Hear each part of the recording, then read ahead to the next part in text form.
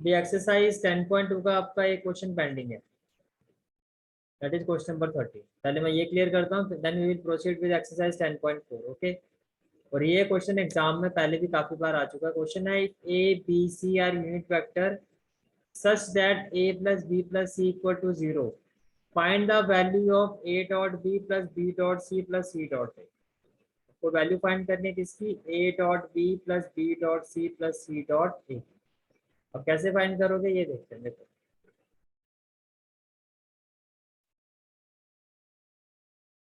Question में आपको ये कहा गया है कि A B C are unit vector, तो इससे एक चीज तो क्लियर है कि जो इनका मैग्नीट्यूड होगा, magnitude of vector A, magnitude of vector B और magnitude of vector C, it will be equal to 1। Am I right? अगर ये यूनिट वेक्टर है तो जो इनका मैग्नीट्यूड होगा वो 1 के इक्वल होगा। फिर क्वेश्चन में कहा गया कि such that A plus B plus C equal to 0 vector, vector A plus vector B plus vector C is equal to 0 vector. In terms of vector ये 0 वेक्टर होता है। अभी क्या होता है ये अभी आगे डिस्कस करते हैं।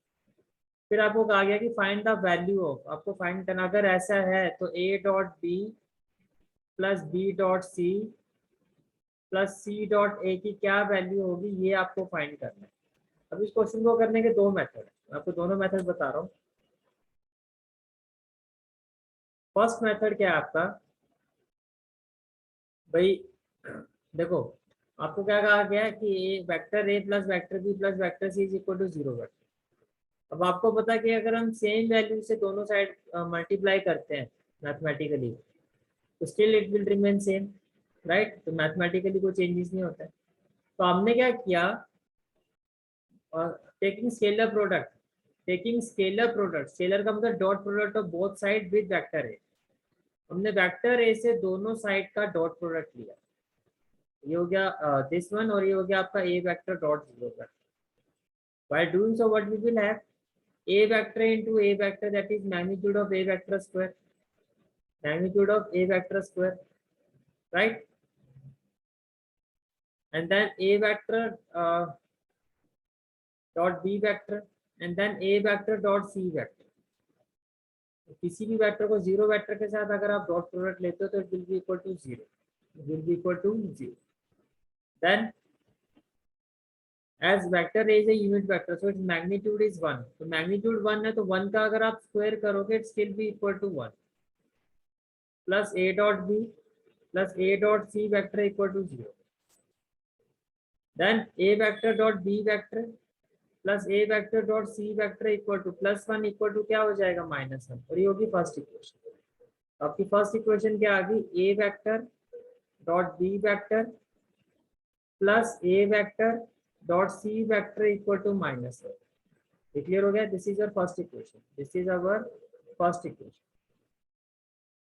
अब सेम प्रोसेस हम अप्लाई करेंगे again, taking scalar or dot product of both sides with vector b, so it will be b vector dot a plus b plus c equal to b vector dot 0 vector।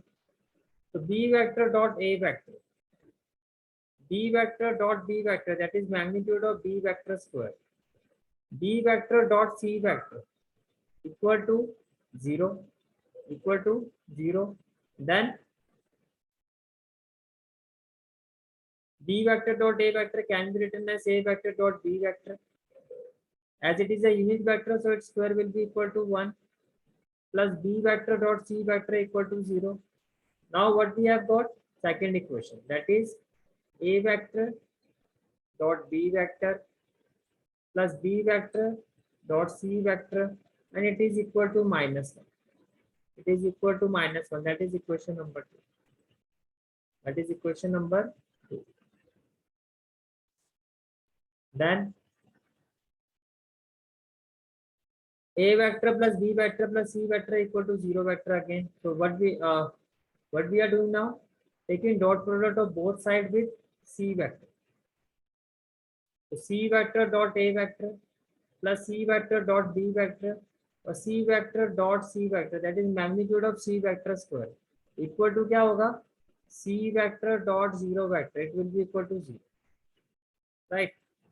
now third equation is c vector dot a vector plus b vector dot c vector equal to -1. That is equation number 3. That is equation number 3. Okay. Now next part is adding these three equations. The first equation is देखो left hand side सारी left hand side में add up होगी, right hand side तो आपको पता -1 plus -1 plus -1, so it will be -3 on the right hand side. On the left hand side, a dot b plus c dot a dot c और c dot a both are same, plus a dot b plus b dot c plus vector c dot vector a plus vector b dot vector c. So now what we will have, vector a dot vector b plus vector a dot vector b. It will be twice of vector a dot vector b plus vector b dot vector c plus vector b dot vector c. It will be twice of vector b dot vector c. C vector dot vector a plus c vector dot vector a. It will be twice of vector c dot vector a, and it is equal to -3. Now what we can do, we can take 2 common from this equation. We are left with a vector dot b vector plus b vector dot c vector plus c vector dot a vector, and it is equal to -3. So finally a vector dot b vector plus b vector dot c vector plus c vector dot a vector is equal to -3. ये multiply हो रहा है, यहाँ के divide हो रहा है. ठीक है, यही आपको फाइंड करना था. We have to find the value of a dot b plus b dot c plus c dot a equal to -3/2. ठीक है, यहाँ तक क्लियर हो गया आपको. अब ये था आपका मेथड 1. और मेथड 2 क्या देते हैं, a b and c are unique vectors, so their magnitude is equal to 1. Right. अब ध्यान से देखना. Let us assume that vector a plus vector b plus vector c is equal to x vector. Let us assume that sum of these vectors is equal to x vector. That x vector is equal to a vector plus b vector plus c vector. Right. अब आपको ये भी पता है कि किसी vector का जब हम डॉट प्रोडक्ट निकालते हैं तो it is equal to magnitude of that vector square. Can I say that x vector dot x vector is equal to magnitude of x vector square? It means magnitude of x vector square is equal to x vector dot x vector. तो कोई दिक्कत नहीं है. ठीक है, अब देखो x vector को हमने लिया vector a plus vector b plus vector c. अब अकॉर्डिंग टू द क्वेश्चन ये किसके इक्वल है, जीरो वेक्टर के इक्वल. तो x वेक्टर किसके इक्वल है, आपका जीरो वेक्टर के. अब ये वेक्टर जीरो के इक्वल है, वेक्टर आपका किसके इक्वल है, जीरो वेक्टर के इक्वल है. लेकिन जो इसका मैग्नीट्यूड होगा, ये तो जीरो वेक्टर है ना, मैग्नीट्यूड में तो जीरो वैल्यू लिखी जाएगी. ये समझ में आ रहा है. तो नॉर्मल वेक्टर जो है वो जीरो वेक्टर के इक्वल है, तो जो इसका मैग्नीट्यूड होगा वो तो जीरो के इक्वल होगा, because zero is a constant और यहाँ पे हम वेक्टर की बात कर रहे हैं. तो अगर magnitude of X vector zero के इक्वल है तो magnitude of X vector square वो भी जीरो के इक्वल होगा. तो यहाँ तक कोई डाउट. अगर मैग्नीट्यूड ऑफ एक्स वेक्टर आपका जीरो के इक्वल है तो मैग्नीट्यूड ऑफ एक्स वेक्टर का स्क्वायर करोगे still it will be equal to zero. कोई भी चीज अगर जीरो के इक्वल है तो उसको उसके साथ ही मल्टीप्लाई करोगे still it will be equal to zero. अब ये किसके इक्वल है, ये इक्वल है आपका X vector dot X vector. तो इसकी जगह आप ये वैल्यू पुट कर दोगे. Right.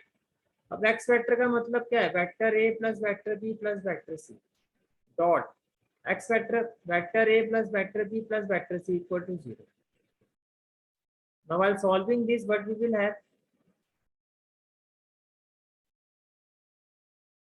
vector A plus vector B plus vector C dot vector A plus vector B plus vector C equal to zero. अब हम इसको सॉल्व कर.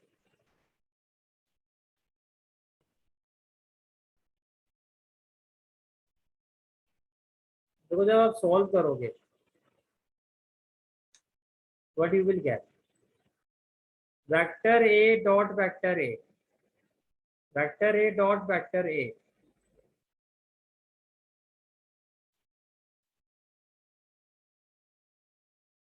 yes. So vector A dot vector A, it will be magnitude of vector A square. फिर vector A dot vector B, vector A dot vector C, then vector B dot vector A, vector B dot vector B, that is magnitude of vector b square, and vector b dot vector c, and then vector c dot vector a, vector c dot vector b, and vector c dot vector c, that is magnitude of vector c square. जब आप इसको solve करोगे, देखो according to the question ये आपका क्या है, unit vector, तो बेसिकली ये वैल्यू होगी 1 स्क्वायर और ये वैल्यू भी होगी आपकी 1 square, and this value is also equal to 1 square, तो 1 + 1 + 1 that is 3, and then a dot b plus b dot a or a dot b both are same, a dot b plus a dot b, that is twice of a dot b, a dot c plus a dot c, that is twice of a dot c या c dot a जो भी लिखना है आपको, और twice of b dot a, ठीक है। ये हो गया आपका ए बी, ए सी हो गया ट्वाइस में, और आपका बी ए बी और बी आपका सेम हो गया ये आपका, ठीक है। और ये आपका बी डॉट सी है, तो ये जो सी डॉट बी है इसको भी क्या लिखोगे, बी डॉट सी, तो ये हो गया twice of B dot C equal to 0। Now 1 + 1 + 1 that is 3. By taking 2 as a common term, we are left with a dot b plus b dot c plus c dot a. देखो ये आपका +3 है, when it move to the right hand side it will be -3. ये जो product में है when it move to the right hand side it will be -3/2. तो आपके ऊपर, आपको जो मेथड ज्यादा रिलेटिवली इजियर लगे you can go with that method. मैंने आपको दोनों मेथड क्लियर कर दिए, इज इट क्लियर? ठीक है, now let's go to the exercise 10.4 concept. तो देखो कंसेप्ट क्या आपका, it's a vector product, vector product which is also called as cross product.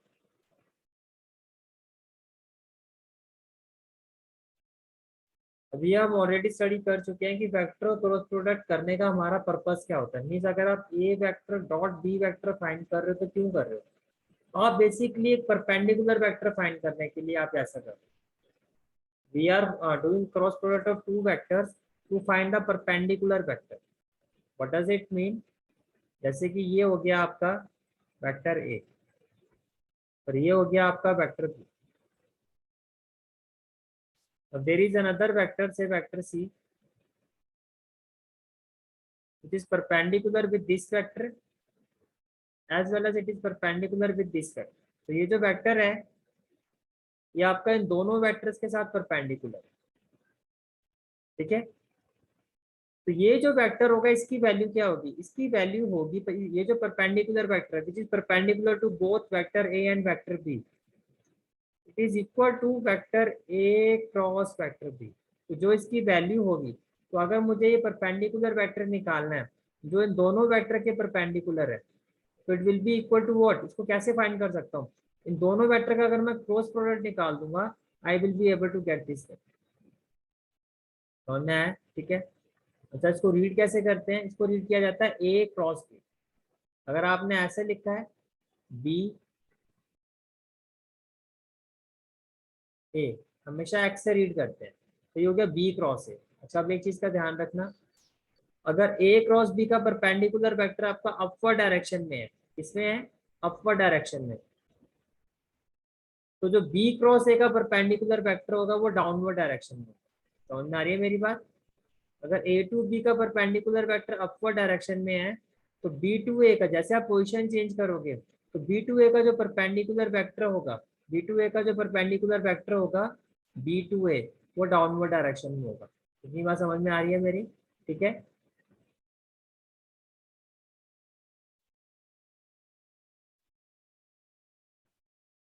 अब अगर मैं कंपैरिजन करता हूँ जो अभी तक आप पढ़ चुके हो, आपने पढ़ा स्केलर प्रोडक्ट और अब हम स्टडी कर रहे हैं वेक्टर प्रोडक्ट। स्केलर प्रोडक्ट हम क्यों करते हैं? To find the projection, right. अब जो प्रोजेक्शन फाइंड किया जाता है आपका, वो एक्स एक्सिस पर फाइंड किया जाता है, राइट। प्रोजेक्शन जो फाइंड किया जाता है जैसे मैंने कहा था प्रोजेक्शन क्या होती है, एक शैडो होती है। जैसे ये वेक्टर बी है और ये वेक्टर ए है, तो वेक्टर ए की शैडो हम वेक्टर बी में देख रहे हैं, तो जो प्रोजेक्शन होता है उसको एक्स एक्सिस में देखा जाता है, और एक्स एक्सिस में जो वेक्टर कंपोनेंट होता है वो होता है कॉस। ए डॉट बी क्या होता है आपका, magnitude of A magnitude of B cos. अब जो वेक्टर प्रोडक्ट होता है, why we do vector product to find the perpendicular vector. Perpendicular vector का मतलब एक एक वेक्टर है जो वेक्टर ए के भी परपेंडिकुलर है, और ये जो वेक्टर है वेक्टर बी के भी परपेंडिकुलर। तो देखो ये जो परपेंडिकुलर वेक्टर है कौन से एक्सिस पर है, ये वाई एक्सिस पर है। जब परपेंडिकुलर वेक्टर फाइंड किया जाता है इट्स ऑन वाई एक्सिस। मैंने आपको ये भी कहा ए टू बी है, अगर ए टू बी का परपेंडिकुलर वेक्टर अपवर्ड डायरेक्शन में है, तो बी टू ए जब आप करोगे, बी टू ए इसको ऐसे एक्स एक्स टू स्टडी किया जाता है, एक्स एक्सिस से स्टडी किया जाता है। अगर ए टू बी का परपेंडिकुलर वेक्टर आपका अपवर्ड डायरेक्शन में है, तो बी टू ए का जो परपेंडिकुलर वेक्टर होगा वो डाउनवर्ड डायरेक्शन में। ये भी क्लियर हो गया, ठीक है। देन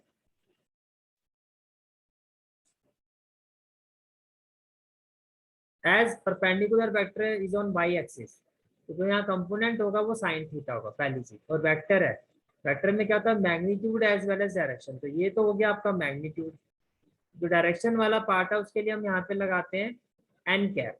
एन कैप क्या होता है, एक यूनिट वेक्टर होता है, और आप पढ़ चुके हैं यूनिट वेक्टर में डायरेक्शन को बताते हैं। Is it clear. जब ए क्रॉस बी का जो एग्जैक्टली फॉर्मूला होता है that is what, that is equal to magnitude of A magnitude of B sine theta N cap, sine theta N cap, ठीक है। तो ये जो एन कैप होता है ये डायरेक्शन के बारे में बताता है, और ए क्रॉस बी जो हो गया आपका that is the value of perpendicular vector.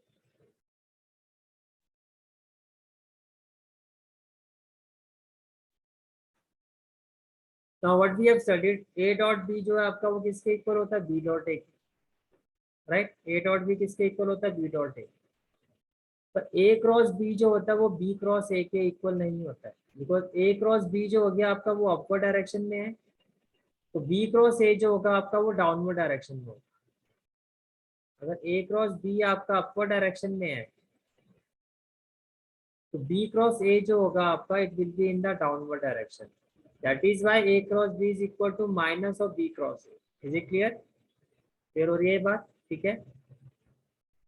तो you can say that A cross B is equal to minus of B cross A, और B cross A is equal to minus of A cross. तो A dot B dot A के equal होता है, but A cross B is equal to minus of B cross A, minus of B cross ए।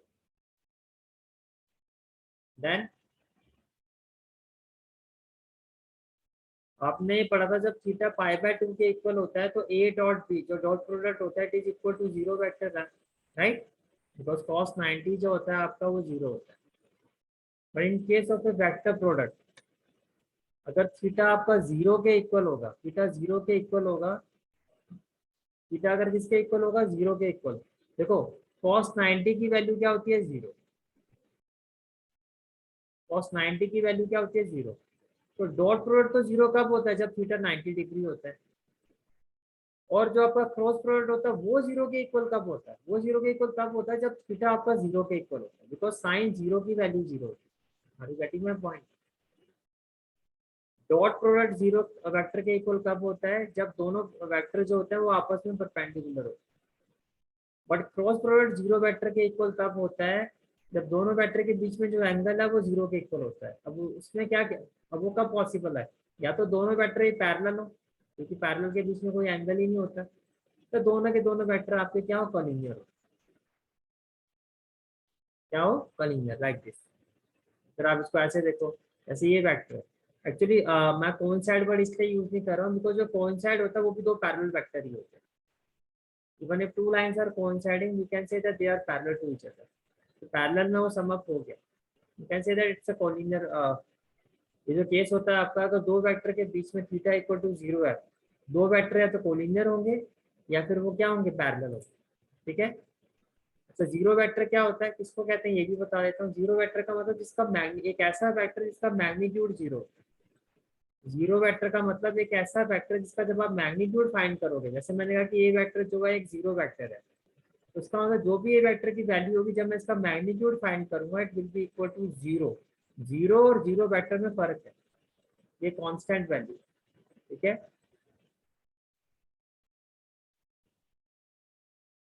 अच्छा, अब theta अगर पाई के equal होता है, जैसे ये वेक्टर ए है आपका और ये वेक्टर बी है, यहाँ पे जो दोनों वेक्टर के बीच में एंगल है वो क्या है, पाई। तो किसके इक्वल है, pi. And we know that sine pi is also equal to zero. Sine pi is also equal to zero. In that case also जो क्रॉस प्रोडक्ट होता है वो जीरो वेक्टर के इक्वल होता है।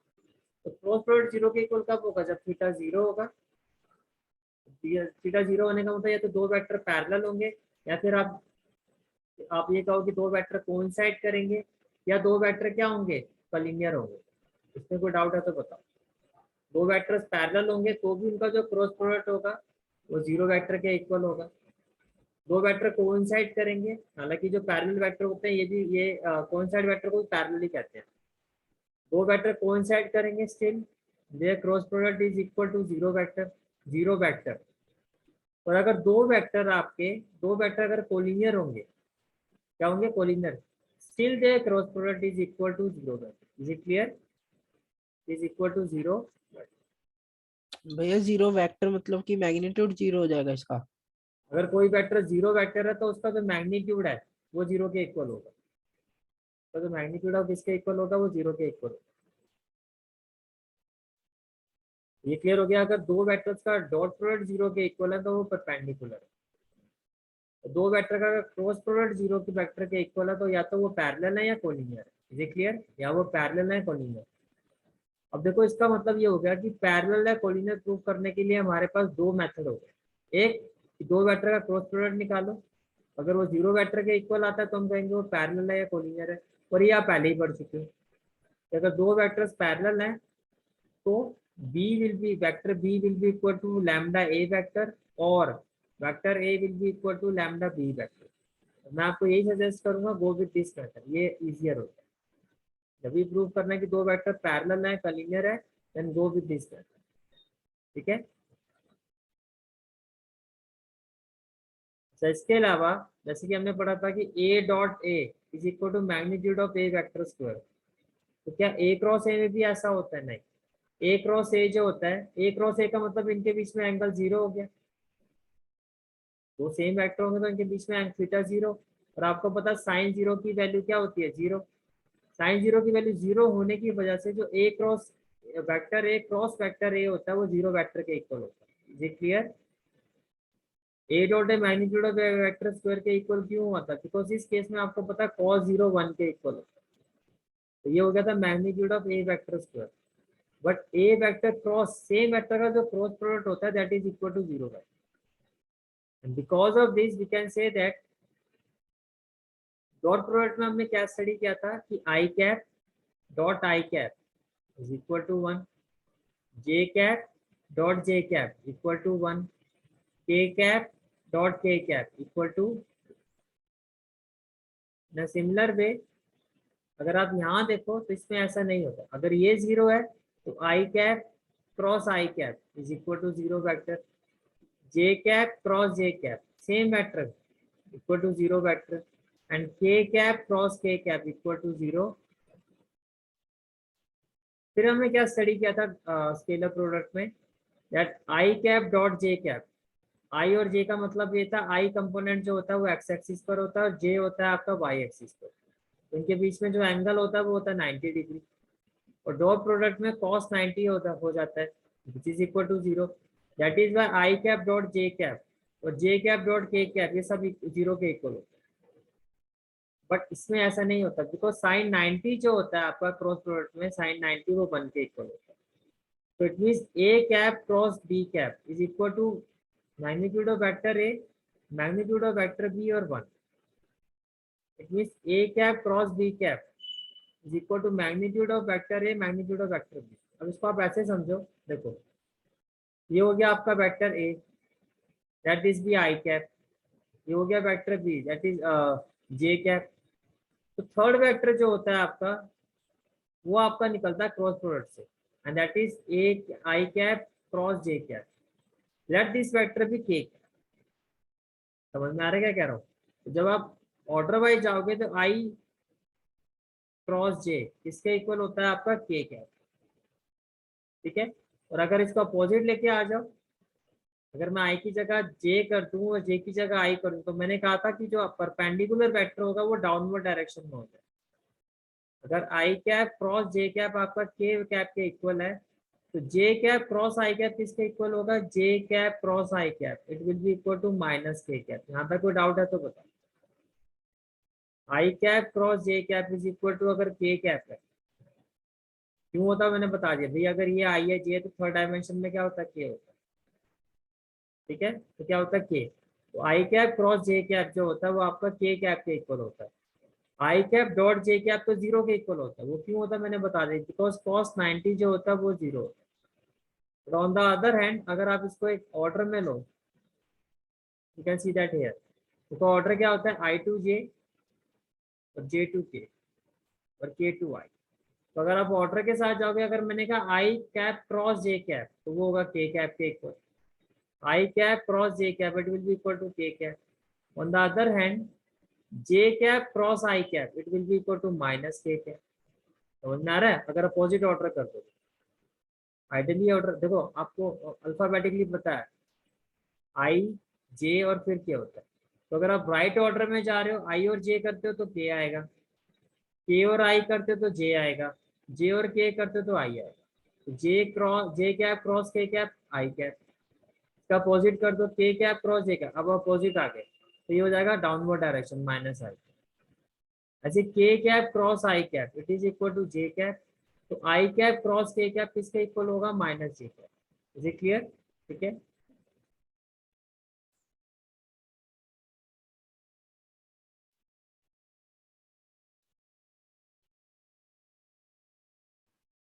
तो नेक्स्ट कंसेप्ट इज, अब इसको ऐसे समझो। अब देखो, let one vector be X vector which is equal to A I cap plus B J cap plus C K cap, and another vector be Y vector which is equal to capital A I cap plus capital B J cap plus capital C K cap. तो अगर मुझे ये find करना होता X vector dot Y vector, तो बहुत simple था। आप क्या करते? A I cap plus B J cap plus C K cap dot A I cap plus B J cap plus C K cap. अब डॉट प्रोडक्ट निकालना simple है, क्यों? क्योंकि आपको पता आई कैप डॉट आई कैप मेरा 1 होता है, और आई कैप जे और आई कैप डॉट के कैप सारा 0 होता है। तो ये क्या हो जाता? ए प्लस में क्या हो जाता? बी बी प्लस में क्या हो जाता? सी सी। कैपिटल। ठीक है, बट क्रॉस में क्या इतना इजी होता है? क्रॉस में अगर आप नॉर्मल वे में करोगे, जैसे मैंने ये डॉट प्रोडक्ट करके दिखाया, वैसे आप इसको करोगे तो बहुत कॉम्प्लेक्स मेथड हो जाएगा। जैसे कि अगर मैं इसको करूंगा A cap capital A cap, तो आई और आई तो 0 हो जाएगा। पर जब मैं इसको करूंगा ए और कैपिटल ए, तो आई कैप और क्रॉस जे कैप, मैंने आपको बताया एक अगर प्रॉपर ऑर्डर, तो ये किसके इक्वल होता है? ये होता है के कैप। तो ये हो जाएगा आपका के कैप। अब अभी प्रैक्टिकली देख, इसको एनालाइज करके देखो। अब अगर आप इसको मैं इसके साथ करता हूँ, तो ये हो जाएगा ए सी। फिर आप ये देखो कि आई कैप और के कैप, अब होता क्या ऑर्डर? के और आई का होता है। के और आई करते हैं तो जे होता है। अब आपने ऑर्डर अपोजिट कर दिया, आपको देखना पड़ रहा है, तो ये हो जाएगा माइनस जे कैप।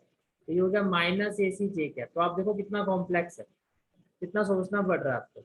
इसीलिए जब हम क्रॉस प्रोडक्ट निकालते हैं तो हम डेटर्मिनेंट का यूज करते हैं। कैसे यूज करते हैं वो अभी हम जब हम एक्सरसाइज क्वेश्चंस करेंगे तो मैं आपको बताऊंगा। यहाँ तक सारी बात समझ में आ रही है कि दो वेक्टर का जो क्रॉस प्रोडक्ट होता है वो नॉर्मल वे में नहीं निकाला जाता, because it gets very complex. While doing this we use the concept of determinant, we use the concept of determinant.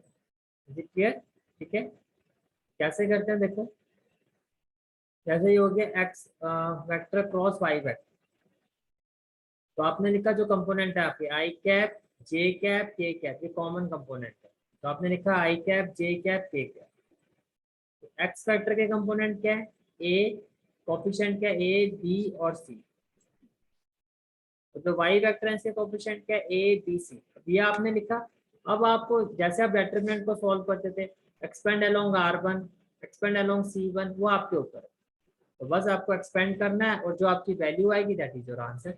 जैसे अगर मैं इसको सॉल्व करता हूँ एक्सपेंड अलोंग R1, तो what I will have I cap, first row first column को hide कर दो, it will be B, BC minus BC, B ये कैपिटल सी, तो B capital C minus capital B small C, B small c तो diamond element होता है तो minus J क्या, minus what we will have small A capital C minus capital A small C plus K cap, इसको hide कर दो third row और third column को, it will be small A capital B minus small B capital A, ये आपका answer हो जाएगा। तो वहाँ पे जो भी मैथमेटिकल कांस्टेंट गिवन होंगे यू कैन इजीली सॉल्व कर, इज इट क्लियर? तो इस तरह से किया जाता है। तो ये आपका पूरा कंसेप्ट था एक्सरसाइज 10.4, ठीक है। ये जो अभी तक हमने कंसेप्ट सीखा है इंट्रोडक्शन, उसके बेसिस पर अब जो भी क्वेश्चन आपके एनसीईआरटी के वो हम स्टार्ट करते हैं।